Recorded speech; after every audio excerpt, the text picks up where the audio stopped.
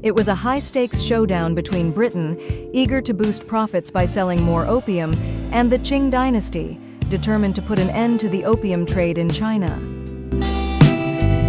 The historical background of the Opium War includes the Qing dynasty, which boasted a long history and culture.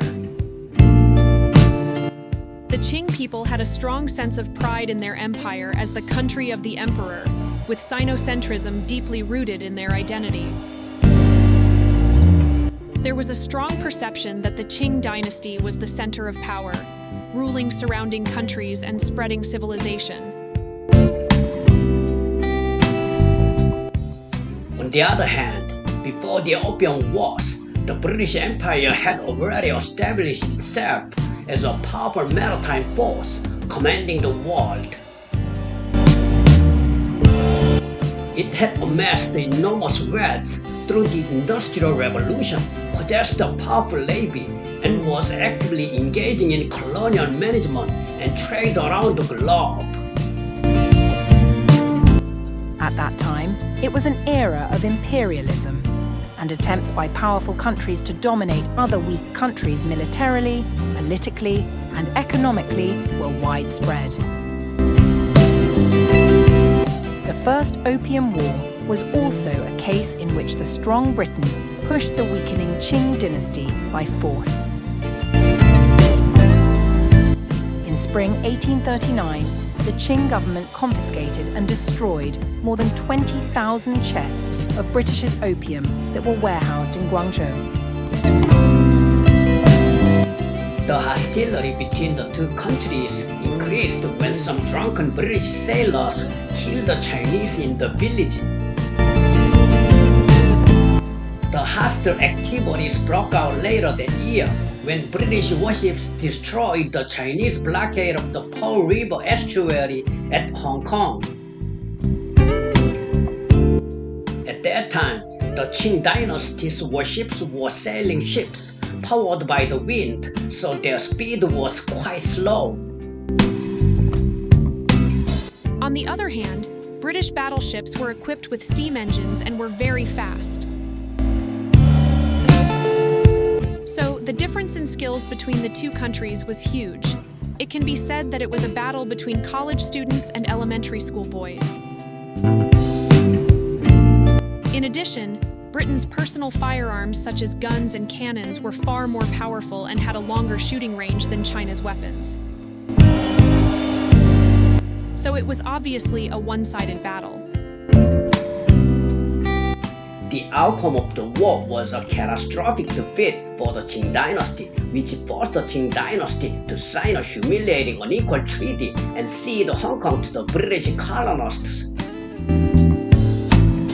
What was the atmosphere in the Qing dynasty court at that time? It must have felt like their entire world was crumbling around them. When the Opium War revealed the Qing dynasty as a paper tiger, China's vast lands and rich resources became irresistible prey like a plump feast for hungry Western predators. Britain won the war in a great victory, but it deserved criticism both at that time and today for the fact that it was at war with the Qing dynasty to prevent opium imports due to the evils of opium. Parliamentary opposition also said, "The victory is obvious, but they fear it will undermine Britain's morality and prestige." Therefore, the Opium War is regarded as the dirtiest and ugliest war ever in the history of human warfare. At the outbreak of the war, China's largest export product to Britain was tea, and Britain's main exports were woolen textiles and Indian cotton. Chinese tea, silk, and porcelain were quite popular among British noble society. However, British woolen textiles were not popular in Chinese society due to the hot weather in the southern Chinese port area, so nobody liked woolen textile, and there was no consumption of it at all. Huge amounts of silver flowed into China, and Britain's trade imbalance was so great that it continued to run a trade deficit. Britain eventually ran out of silver to pay for its tea imports. As a result, Britain had an ill-minded plan to solve its trade deficit by exporting opium, a drug that destroyed the mind and body of the Chinese. Opium became a sensation among the low classes of China, especially those who engaged in manual labor.